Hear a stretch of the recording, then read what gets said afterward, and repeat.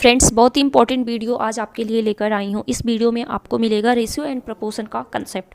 Easy trick होगा, different method होंगे, important questions होंगे जो प्रीवियस ईयर पेपर में आ चुके हैं। तो लास्ट तक मेरे साथ बने रहिए। स्वागत है आप सभी का आपके अपने YouTube channel SV for SP में।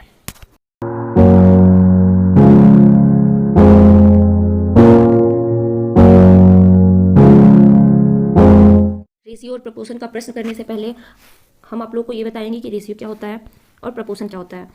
तो प्रपोर्शन को तो हम समानुपात कहते हैं और रेशियो को हम अनुपात कहते हैं। इनके बीच डिफरेंस क्या होते हैं वो भी हम आप लोग को बताते हैं। जैसे कि A रेशियो B है तो हम इसे A/B लिखते हैं। मतलब कि रेशियो को हम फ्रैक्शन के रूप में लिख सकते हैं, रेशियो को हम फ्रैक्शन के रूप में लिख सकते हैं। वहीं अगर समानुपात में देखा जाए तो A समानुपात अगर B है तो इसे हम इक्वल के रूप में लिखते हैं, A = B। तो आप लोगों को समझ आया होगा कि रेशियो को हम फ्रैक्शन के रूप में लिखते हैं और प्रपोर्शन को = के रूप में लिखते हैं। कुछ और एग्जांपल लेते हैं। जैसे 2:3 है तो इसे हम क्या लिखेंगे, इसे हम 2/3। वहीं अगर प्रपोर्शन में देखा जाए कि A रेशियो B है समानुपात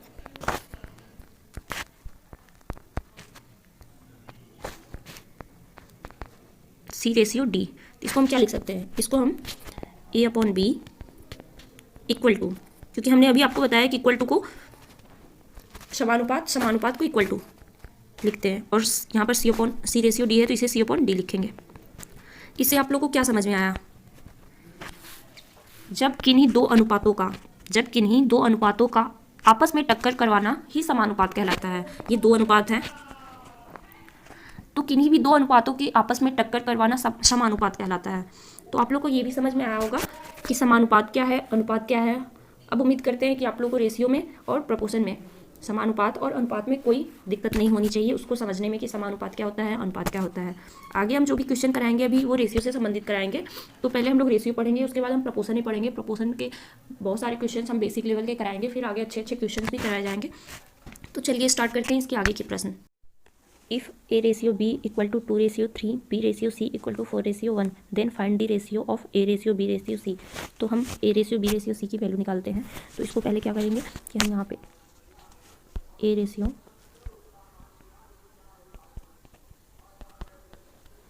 अब यहाँ पर A रेशियो B की वैल्यू दी हुई है, यहाँ पर B रेशियो C की वैल्यू दी हुई है। तो हम इसको पुट करते हैं यहाँ पर लिखेंगे 2 और यहाँ पे लिखेंगे 3 और फिर यहाँ पर B रेशियो C की वैल्यू है तो यहाँ पे 4 और यहाँ पे 1।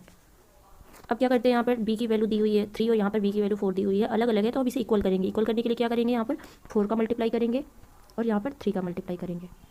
तो जब यहाँ पर 4 का मल्टीप्लाई हुआ तो यहाँ पर भी 4 का मल्टीप्लाई होगा और यहाँ पर 3 का हुआ है तो यहाँ पर भी 3 का मल्टीप्लाई होगा। तो ये हो गया 8, ये हो गया 12 और ये हो गया 3। ये A ratio B ratio C की वैल्यू निकल के आ गई। हम इसे सामान्य अनुपात कहते हैं, रेगुलर रेशियो कहते हैं। जब भी ये क्रमबद्ध दिया रहता है A ratio B ratio C, फिर C रेशियो D, तो ऐसे जिसकी वैल्यू दी होती है फिर A ratio B ratio C निकालना होता है तो हम इसे रेगुलर रेशियो कहते हैं।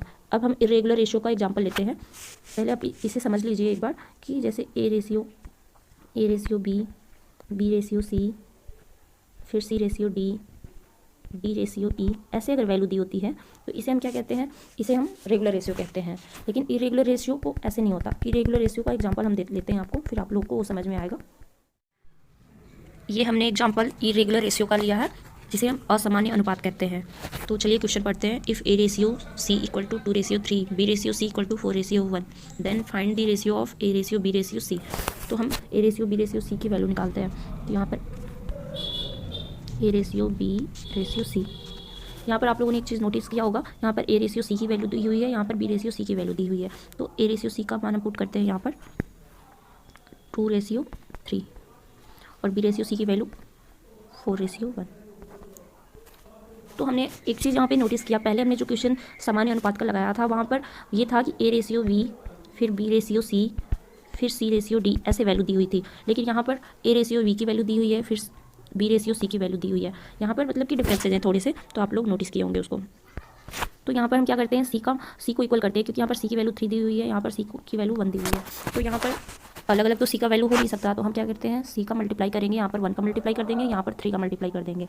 तब देखो यहाँ पर सी की वैल्यू 3 हो गई और यहाँ पर सी की वैल्यू 3 होगी, दोनों जगह इक्वल हो गया। तो जब हमने यहाँ पर 1 का मल्टीप्लाई किया है तो हम यहाँ पर भी 1 का मल्टीप्लाई करेंगे, और यहाँ पर हमने 3 का मल्टीप्लाई किया था तो यहाँ पर भी हम 3 का मल्टीप्लाई करेंगे। तो ये आपका हो जाएगा ए की वैल्यू यहाँ पर 2 हो जाएगी, और ये रहा वी की वैल्यू, तो इसे हम 12, और ये आपका सी का वैल्यू निकला ही था तो 3। ये A ratio B ratio C का अनुपात निकल के आ गया 2:12:3। तो इसे हम इरेगुलर रेशियो कहते हैं, असामान्य अनुपात कहते हैं, क्योंकि ये क्रमबद्ध नहीं होता है। यहाँ पर ये एग्जांपल दिया रहेगा, ए रेशियो सी का दे देगा, फिर बी रेशियो सी का दे देगा, फिर बी रेशियो ए का दे देगा, तो ऐसे दे देता है। ये क्रमबद्ध नहीं होता, तो इसको हम अलग अलग तरीके से निकालते हैं। तो पहले आप लोगों ने सामान्य अनुपात और असामान्य अनुपात समझ लिया होगा, हम आपको कुछ और एग्जाम्पल के थ्रू समझाते हैं इसमें क्या क्या कैसे इसको और ईजिली सॉल्व कर सकते हैं। तो चलिए देखते हैं next. If A ratio B equal to 2:3 and A ratio C equal to 5:1, फिर इसमें भी A ratio B ratio C की वैल्यू निकालनी है। तो A ratio B ratio C, तो हम क्या करते हैं कि यहाँ पर ए रेशियो वी की वैल्यू पुट करते हैं, तो 2:3। फिर यहाँ पर ए रेशियो सी की वैल्यू है तो इसे पुट करते हैं यहाँ पर 5:1।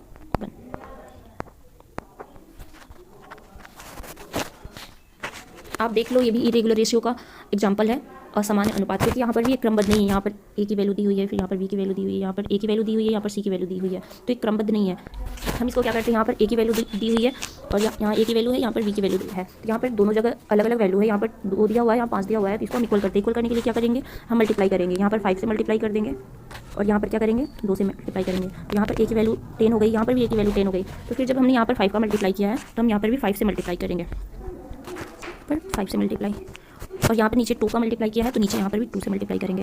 तो ये आपका ए की वैल्यू यहाँ 10 आ जाएगी, और यहाँ पर ये वी की वैल्यू है तो इसे हम मल्टीप्लाई करके लिख देंगे 15, और यहाँ पर ये सी की वैल्यू है तो इसे मल्टीप्लाई करके हम लिख देंगे यहाँ पर 2। ये A ratio B ratio C की वैल्यू निकल के यहाँ से आ गई। फिर तो इससे आप लोग को अब क्लियर हो गया होगा कि इरेगुलर रेशियो क्या है और रेगुलर रेशियो क्या है। अब नेक्स्ट स्टेप चलते हैं। ए रेशियो बी की वैल्यू दी हुई है, बी रेशियो सी की वैल्यू है, और यहाँ पर सी रेशियो डी का है, और यहाँ पर ए बी सी डी की वैल्यू पूछा है, A ratio B ratio C ratio D की वैल्यू पूछा है। तो ये हम क्या करते हैं, पहले ऐसे,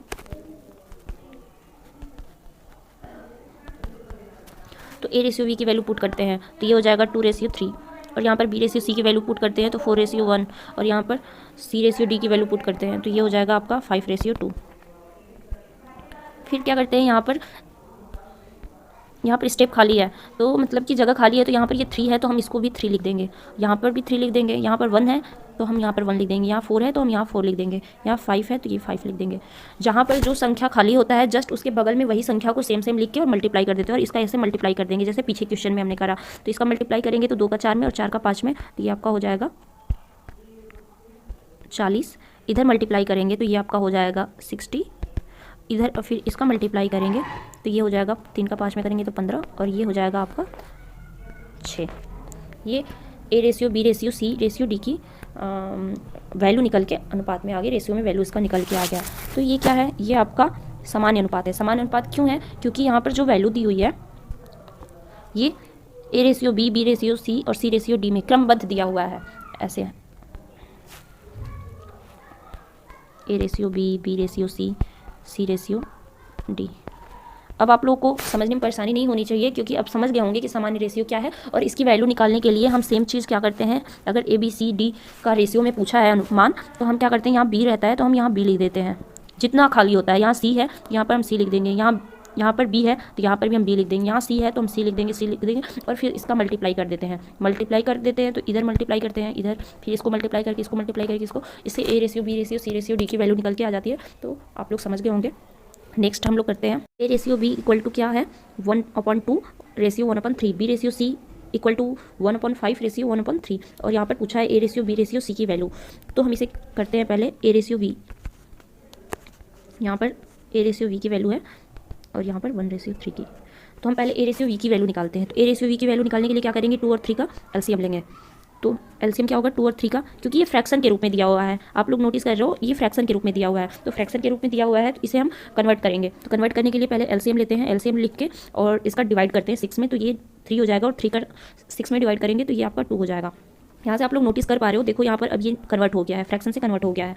तो यहाँ पर ए रेशियो वी की वैल्यू जो दी हुई थी, ए रेशियो वी की वैल्यू 1/2 और 1/3 दी हुई थी। तो यहाँ पर जो ए की वैल्यू है वो वी की वैल्यू हो गई, और जो 3 की वैल्यू यहाँ पर बी की वैल्यू 3 दी हुई थी वो ए की वैल्यू हो गई है। तो जब भी ऐसे क्वेश्चंस होते हैं, जब जैसे कि यहाँ पर बी रेशियो सी की वैल्यू दी हुई है 1/5 और 1/3, तो हम इसे कन्वर्ट करते हैं। तो कन्वर्ट करने के लिए कुछ नहीं करना है, वी की वैल्यू सी की वैल्यू 3 है तो हम इसे वी की वैल्यू लिख देंगे, ये देखो, और यहाँ पर वी की वैल्यू 5 है तो ये हमारा फ्रैक्शन से कन्वर्ट हो गया रेशियो में, क्योंकि यहाँ पर जो बी की वैल्यू है वो सी की वैल्यू हो गई और जो सी की वैल्यू थी वो बी की वैल्यू हो गई है। तो इसको अगर चाहें तो हम एक बार करके देख भी सकते हैं। B ratio C equal to था 1/5 रेशियो 1/3, तो हम इसका एलसीएम लेते हैं 5 और 3 का, तो 5 और 3 का एलसीएम होगा 15 में 5 का डिवाइड करेंगे तो ये हो जाएगा 3, और 3 का डिवाइड करेंगे 15 में तो ये हो जाएगा 5।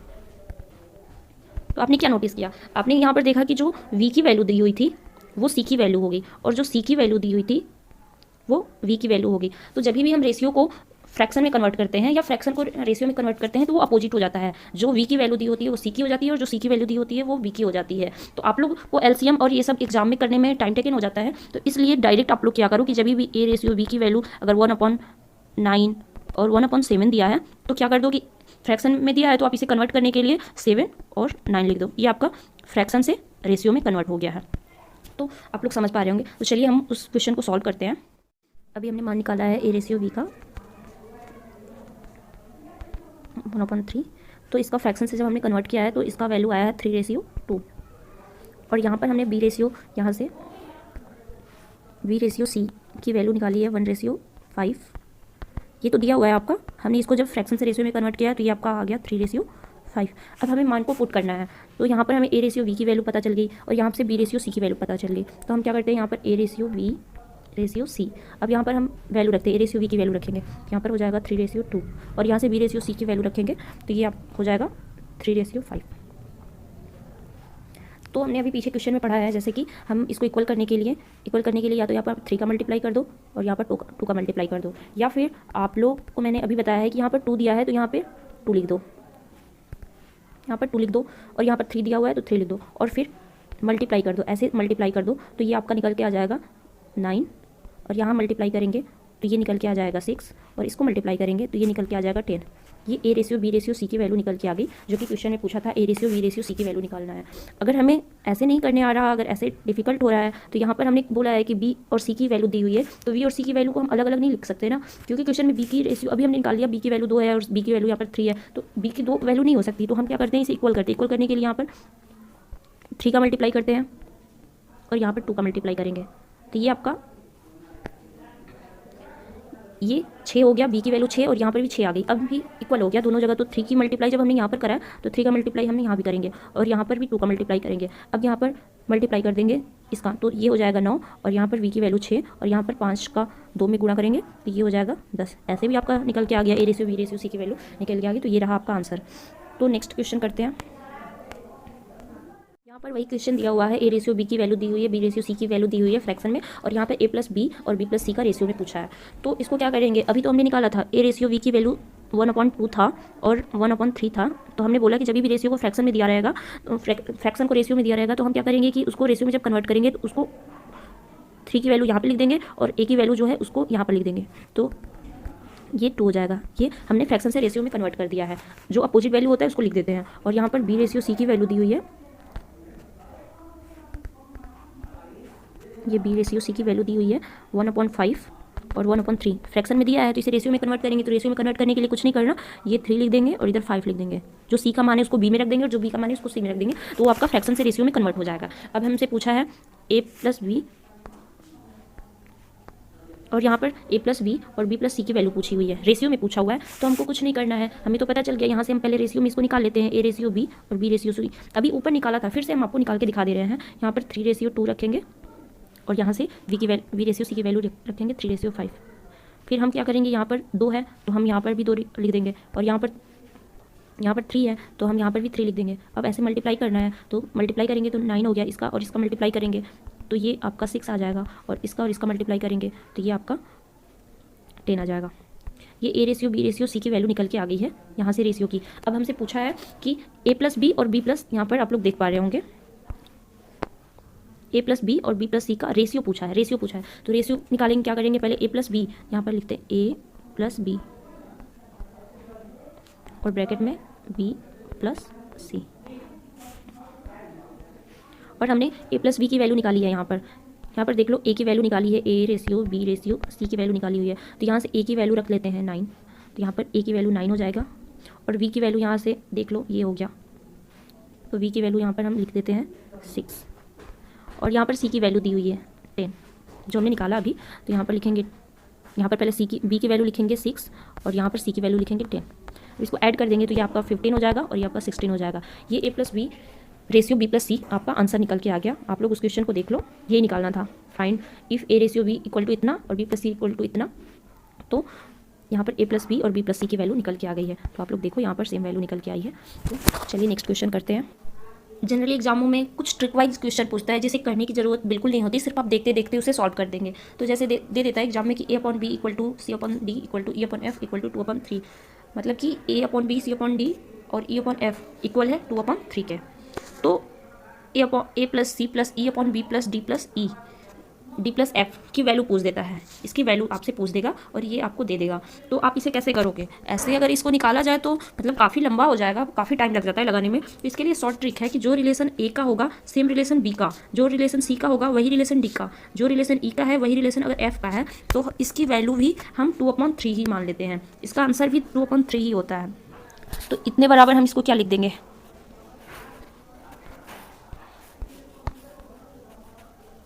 तो इसकी वैल्यू क्या आ गई? इसकी वैल्यू आ गई 2/3। रिलेशन का मतलब आप लोग समझ पा रहे होंगे। मैं एक और एग्जांपल से समझाती हूँ। जैसे कि इतना दे देगा एग्जाम में और पूछ देगा 2a + 3c + 5e upon 2b + 3d + 5f।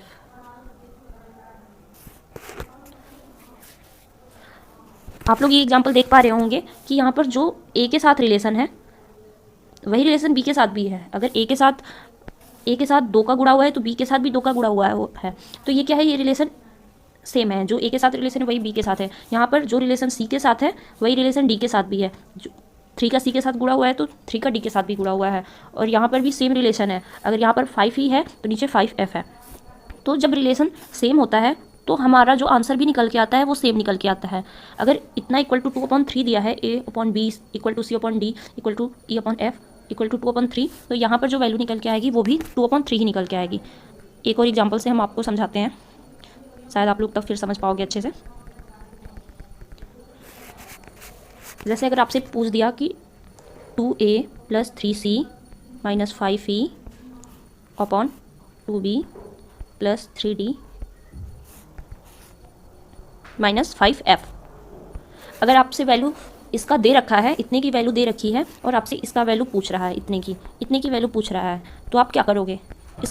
इसमें कुछ करना नहीं है। जो रिलेशन ऊपर है, पहले हम क्वेश्चन को सॉल्व करने से पहले ये देखेंगे कि क्या ए का जो रिलेशन है वो बी का भी है। सेम अगर रिलेशन है इन दोनों का, मतलब अगर यहाँ पर प्लस है तो नीचे भी प्लस होना चाहिए, अगर यहाँ माइनस है तो यहाँ माइनस होना चाहिए, यहाँ जिससे गुणा होगा तो सेम रिलेशन होना चाहिए। तो हम, और जो रिलेशन सी का है वो रिलेशन डी का भी होना चाहिए, जो रिलेशन ई का है वो रिलेशन एफ का होना चाहिए। यहाँ पे आप लोग देख पा रहे होंगे, अगर यहाँ पर -5f है तो यहाँ पर -5e है। तो यहाँ पर जो रिलेशन ऊपर है वही रिलेशन नीचे है। ए का जो रिलेशन बी के साथ है वही रिलेशन डी के साथ सी का है, वही रिलेशन ई का एफ के साथ है। तो इसका आंसर क्या होगा? इसका आंसर भी 2/3 होगा। अगर यहाँ पर कुछ भी वैल्यू दी हुई है, जो वैल्यू यहाँ पर दी हुई होगी, और अगर ये दिया है और यहाँ पर पूछ रहा है आंसर, तो इसका वैल्यू सेम हो जाएगा। सेम वैल्यू जो आंसर दिया है वही आंसर इसका भी होगा। तो आप लोग उस चीज़ को समझ पा रहे होंगे। एक एग्जांपल मैं और लेके समझाती हूँ, आप लोग इसे सॉल्व कर सकते हो। अभी तो मैं और भी क्लासेस की वीडियोस लेके आऊँगी कि थोड़ा आप लोग को अच्छे से समझ में आए। अगर आपसे क्वेश्चन दे दिया, इतना दे रखा है और आपसे पूछ रहा है 9a² + 18c² + 13e² upon 9b² + 18d² + 13f²। तो यहाँ पर आप लोग देखिए, यहाँ पर जो रिलेशन ए का है वही रिलेशन बी का है। यहाँ पर अगर स्क्वायर यहाँ है तो स्क्वायर यहाँ भी है, 9 का मल्टीप्लाई यहाँ हुआ है तो 9 का मल्टीप्लाई यहाँ पे हुआ है। फिर यहाँ पर आप लोग देखिए 18 6 स्क्वायर सी स्क्वायर है तो यहाँ पर 18 डी स्क्वायर है, और सेम यहाँ पर 13 ई स्क्वायर है तो 13 एफ स्क्वायर है। जो ई के साथ है वही एफ के साथ है, और यहाँ पर इक्वल टू भी दे रखा है। तो हम क्या करेंगे, इसकी भी वैल्यू 2/3 हो जाएगी, क्योंकि यहाँ पर 2/3 दे रखा है, तो इसलिए इसका भी मान 2/3 ही हो जाएगा। तो आप लोग ऐसे कुछ क्वेश्चंस होते हैं जो कि एग्जाम में कर सकते हो, अपना समय बचा सकते हो ऐसे क्वेश्चन करके, क्योंकि इसे अगर हम सॉल्व करेंगे इसका जो वैलिड वे है तो काफ़ी लंबा टाइम लग जाएगा। इतने में जितने में एक क्वेश्चन करोगे उतने में आप 2-3 क्वेश्चन। हमने पीछे जो भी क्वेश्चंस बताए हैं इसलिए बताया कि आप लोग की समझ तैयार हो सके कि एग्जाम में क्वेश्चंस जो बनते हैं तो वो कैसे बनते हैं और उसे कैसे किया जाता है। तो वो तो आपका बेसिक था, वैसे तो एग्जाम में क्वेश्चंस वैसे बनते नहीं है, लेवल अच्छे बनते हैं क्वेश्चंस के। तो अभी मैं जो क्वेश्चन ली हूँ उस बेस पर ऐसे क्वेश्चंस बनते हैं जो मैंने आपको बेसिक बता दिया है, उसी टाइप के क्वेश्चंस कैसे बनते हैं, एग्जाम में क्वेश्चन पूछने का तरीका क्या होता है। तो अभी मैंने जो लिया है ऐसे क्वेश्चंस एग्जाम में पूछते हैं, तो आप लोग एक बार इस क्वेश्चन को पढ़ो। मैं एक बार जूम कर देती हूँ इसको, आप लोग को दिख रहा होगा। तो सवाल में पूछा है कि 5,600 रुपये को ए बी सी और डी में इस प्रकार विभाजित करते हैं कि ए रेशियो बी इतना है, बी रेशियो सी इतना है और सी रेशियो डी इतना है। तो ए प्लस बी का हिस्सा पूछा है, ए प्लस बी को कितने मिलेंगे। तो करते हैं इसको, A ratio B ratio C ratio D. तो यहाँ से ए रेशियो वी की वैल्यू दी हुई है तो इसको लिख देते हैं, और यहाँ पर बी रेशियो सी की वैल्यू दी हुई है तो इसको लिखते हैं, और यहाँ पर सी रेशियो डी की वैल्यू दी हुई है तो इसको लिख देते हैं 2:3। अब हम इससे A ratio B ratio C ratio D की वैल्यू निकाल लेते हैं यहाँ से। तो हम क्या करेंगे, यहाँ पर देखो यहाँ पर ये 2 है तो हम यहाँ 2 लिख देते हैं, फिर ये 2 लिख देंगे, इधर 1 लिख देंगे क्योंकि यहाँ पर 1 था, यहाँ 3 है इधर हम 3 लिख देंगे, और यहाँ पर 2 है तो हम यहाँ पर 2 लिख देंगे। अब क्या करेंगे, मल्टीप्लाई, इसका मल्टीप्लाई कर देंगे तो क्या हो जाएगा, ये आपका 6, इधर मल्टीप्लाई करेंगे तो ये क्या हो जाएगा 12, इसको मल्टीप्लाई करेंगे तो ये आपका 4, और इधर मल्टीप्लाई करेंगे तो ये आप हो जाएगा 6। तो ये तो कट भी रहा है, कटेगा 2 से ही कट जाएगा सारा, ये तो ये 3 रेशियो 6 रेशियो 2 रेशियो 3, ये आपका इसका रेशियो निकल के आ गया। लेकिन सवाल में तो ये इसका रेशियो नहीं पूछा है, उसने तो ये कहा है कि आपको ये 5,600 रुपये जो है वो ए बी सी डी में बांटे गए हैं, तो ए प्लस बी का हिस्सा बताओ, ए प्लस बी को कितना मिला है, तो हमें वो निकालना है। तो चलिए नेक्स्ट स्टेप में चलते हैं। तो ये A ratio B ratio C ratio D की वैल्यू ये निकल के आ गई है, ये निकल के आ गई है कि ए को ये ए 3 यूनिट हुआ, ये बी 6 यूनिट हुआ, और ये सी को 2 यूनिट मिला, डी को 3 यूनिट मिला है। लेकिन हमें तो यूनिट में नहीं निकालना है, हमें तो रुपए में निकालना है, क्योंकि 5,600 रुपये में दिया है तो हमें आंसर भी रुपये में निकालना है। तो ये चारों को कितना मिलेगा, अगर ए को 3 मिलता है, बी को 6 मिलता है, सी को 2 यूनिट मिलता है, डी को 3 यूनिट मिलता है, तो ये चारों को हम जोड़ देंगे। तो पहले लिखेंगे A plus B plus C plus D, तो 3 + 6 + 2 + 3, इसको जोड़ेंगे तो ये टोटल आ जाएगा आपका 14 यूनिट। 14 यूनिट 5,600, मतलब कि 5,600 को इन चारों में बांटा गया है, तो 14 यूनिट हुआ, 14 यूनिट बांटा गया है तो 14 यूनिट 5,600 को प्रेजेंट कर रहा है। तो 1 यूनिट किसको निकालेंगे, 1 यूनिट बराबर हो जाएगा 5,600 बटे में 14। इससे क्या हो जाएगा, 1 यूनिट की वैल्यू निकल के आ जाएगी, 1 यूनिट इक्वल टू 4 बार में कट जाएगा तो 400। 1 यूनिट की वैल्यू क्या होगी 400, और पूछा है बी प्लस सी का हिस्सा। क्वेश्चन अगर आप लोग पढ़े होंगे ध्यान से तो ए प्लस बी का हिस्सा पूछा है, और हमें तो 1 यूनिट का निकल गया। अगर चारों का पूछता है कि चारों को कितना मिला है, तो चारों को तो ऑलरेडी दे रखा है कि 5,600 मिला है। लेकिन अगर ए प्लस बी को पूछा है तो ए प्लस बी को यहाँ पर देखो 3 + 6 यूनिट मिला है, सॉरी 3 + 6 9 यूनिट मिला है। तो 9 यूनिट के लिए क्या करेंगे, यहाँ पर 9 यूनिट जोड़ देंगे 3 + 6, तो 1 यूनिट बराबर 400, तो 9 यूनिट बराबर 9 × 400, तो आपका ये 3,600 आ गया। ए प्लस बी को कितना मिला है, तो ए प्लस बी को 3,600 रुपये मिले हैं, और बाकी पैसे सी और डी को मिले होंगे। तो इससे आप लोग निकाल लोगे। अगर पूछता है कि सी और डी को कितना मिला है, इसी तरह अगर आपसे ये क्वेश्चन पूछता है कि यहाँ पर अगर ये क्वेश्चन अगर सी और डी को कितना मिला है, और तो सी और डी का क्या है वैल्यू, यहाँ पर देखो सी और डी को 2 + 3 यूनिट, सी और डी को 2 + 3 यूनिट यानी कि 5 यूनिट, तो 5 यूनिट 1 यूनिट बराबर 400, तो 5 यूनिट बराबर 5 × 400 यानी कि 2,000। अभी देख लो 2,000 ये रहा और 3,600 ये, आप जोड़ोगे तो 5,600 निकल के आ गया। तो इससे ये भी पता चलता है कि हमारा क्वेश्चन सही है। तो आप लोग इस क्वेश्चन को अगर देखना अगेन चाहो तो देख सकते हो। यहाँ पर ये देखो, ये क्वेश्चन यहाँ पर है, तो ए प्लस बी का हिस्सा निकल के आ गया है यहाँ पर ये 3600 रुपये। तो ये आपका हो गया इस क्वेश्चन का राइट आंसर। आज मेरा ऑनलाइन मैथ का फर्स्ट क्लास था, तो आप लोग ऐसे ही सपोर्ट करते रहो। इसके आगे की वीडियो जल्द ही लेकर आएंगे ताकि आप सबको फिर से एग्जाम में रेशियो एंड प्रोपोर्शन के क्वेश्चंस सॉल्व करने में कभी कोई दिक्कत ना हो।